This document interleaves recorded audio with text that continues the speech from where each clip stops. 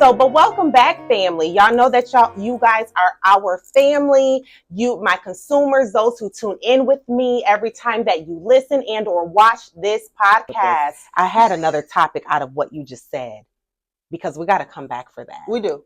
We got to come back for that. And this is getting into basically the specifics of that's relationship, right? Outside of your relationship with like your spouse or your children. Right. No, this is like, people to help you life on the outside, Absolutely. right? Connections that turn into friendships and sistership and all of the things. But then once it goes sour, see, we're going to talk about it. I'm telling you, because this is like, it's like, to me, like levels to it. Yeah. You know what I'm saying? I told you before, I've always lived my life like not everybody has the same access to me. Yeah, that's it. And as I get older, I recognize there's a smaller and smaller amount of people that have full access to who I am as a person. Yeah. And I realize now why I've always been that way. I never knew why, but this is why. Because when you get in this season of your life, I feel like every moment is so much more critical. Yeah. All of your time is so much more precious. Absolutely. And so you're going to be more specific about who am I spending my time with, whether I'm on the phone with them, whether I'm having lunch with them, whether we're going to hang out. And you don't want to put yourself in spaces where you don't feel like you can be your authentic self. That's so true. And that's you just... So it almost feels like a waste of time. Yeah. So I'm excited to talk more about it. Like I said, we can go on and talk about it for hours. Yeah. No, we really can. We really can. And so thank you. Thank you for that insight. Thank you for that dialogue. We are not done yet though. So we're not ending. We're going to give them a few more minutes of us. Right. And I just want to talk to you a little bit about boundaries. Okay. Right. And I think let's talk about boundaries as it relates to that. And then let's talk about a little bit personal, right? Like boundaries with life, boundaries with, family, boundaries with, let's dig into that a little bit. Okay. Well, I mean, I talk to my kids actually a lot about what a boundary means in relationships because, we have teenagers and they get in friendships, relationships or whatever. And so my definition of a boundary and the way I explain it to my kids is a boundary is the line in which you can love and support yourself and someone else at the same time. Yeah. And once your boundary is crossed, then either you feel like you are sacrificing yourself. Yeah.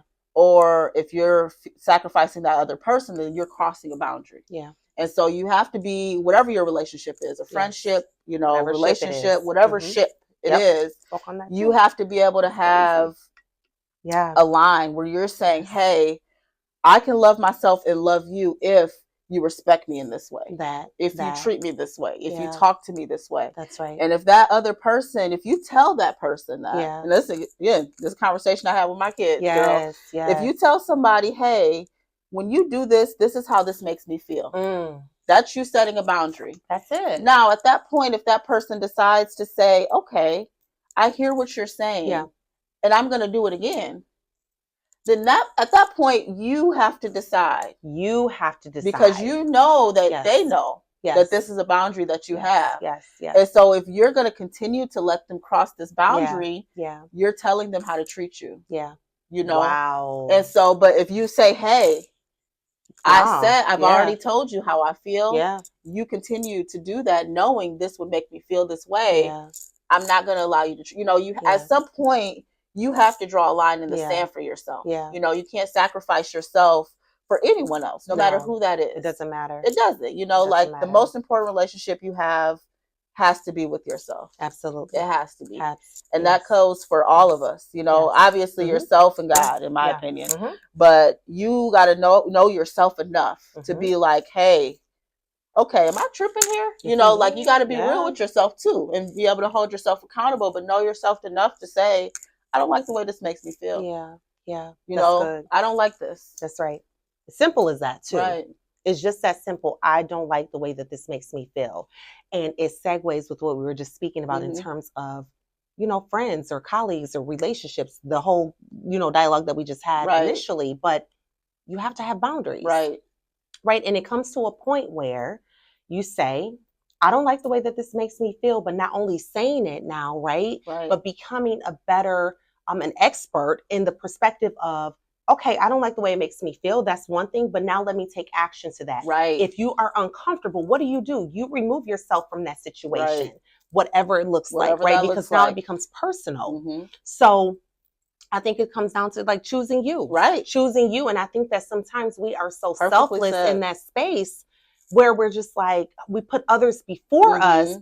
But what good is that doing to the next person or Right. for the next person, Right. rather? It's not. Right. It's me feeding them poison at this Right. point because I am operating off of fumes. Right. Well, but girl, what good is it doing me? And first of all, me. And that's the season I'm in my life. Like, listen, I have cared and worried so much about other people. Yes. But what is this doing for me? You know, I love you. I want to support you, but I got to support me first. And at the end of the day, if I have to keep cutting myself down to support you at my expense, this is not a relationship I want to be a part of. And why would you feel comfortable with me doing that? Exactly. Why are you comfortable with the next person choosing you over them? Exactly. Or you know what I'm saying? Exactly. That it's just you know, and that's like, if you're comfortable with me cutting myself down for you, then that's a whole nother topic. That's a topic and problem. It is a problem. But people are. And they will make you feel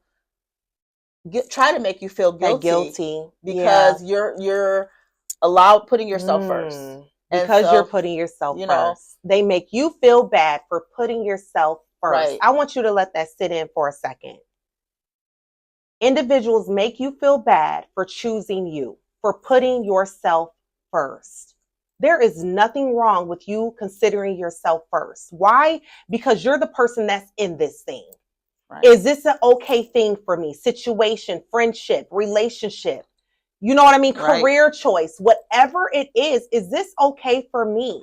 I have to make sure that this space is designed for me and that this space or relationship or ship, like we said, is something for me to walk into. Right. Just because it's presented to you or because it's existed for 30 plus years, 18 plus years, does not mean that it is still meant for you to abide in that space. Right.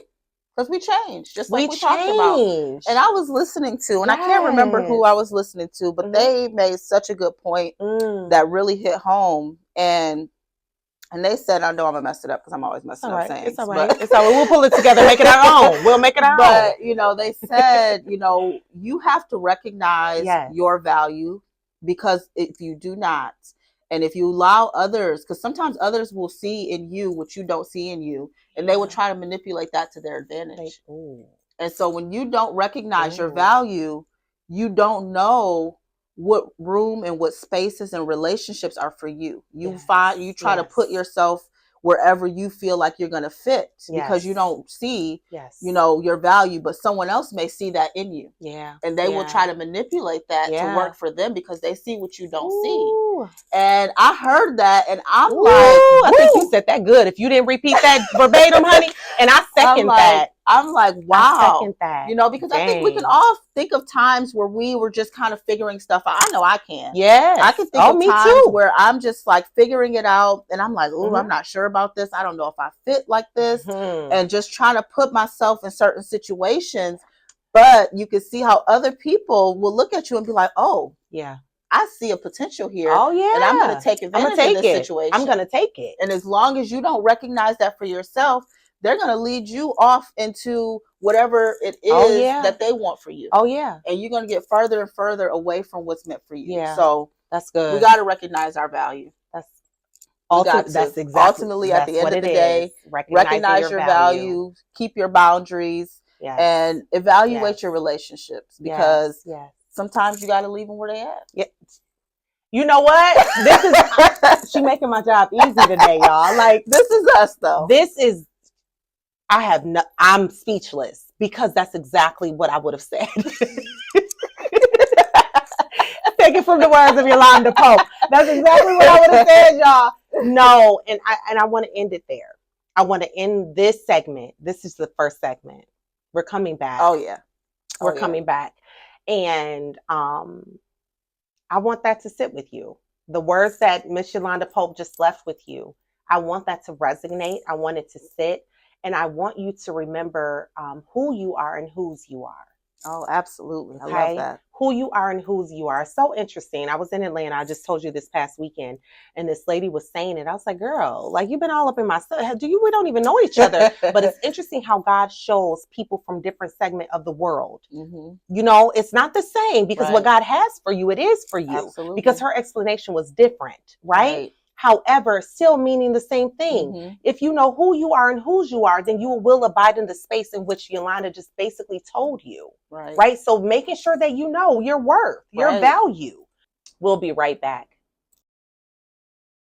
I want to say thank you. But before we leave, I want you to tell the people where to find you, what it is that you're actively doing. I gave a synopsis, but if you can do that, because I want it to come up all pretty on the screen as well. Absolutely. So like she mentioned, I am the founder of DAP Services and Resources. We are a local nonprofit organization in Lansing, Michigan, and we provide care coordination, resource facilitation, and community education programs. We support seniors, adults, and those with developmental disorders, and helping navigate through the resources, helping be an advocate for families, and helping them just help understand and make sure they have access to all the healthcare resources and community supports available. So you can find us at DAP Services and Resources on Facebook. You can find us at dapservice.org online. Feel free to just follow us on Facebook, follow us on Instagram. We're also on there. But yes, if you know anybody that needs any support or services or resources, or you want to learn more about us, then follow us on our socials. Again, that is DAP Service and Resources. Thank you. Thank you, Yolanda. I had so much fun. Yes, thank you, girl. I can't wait to do this again. Yes, I'm excited. So it's going to be soon. Yes. Because when I do stuff like this, I like to follow right on up. But y'all ain't got to get into our conversation right now, okay? We love you. Thank you for being a part of Mindful Moments podcast. We'll see you the next time.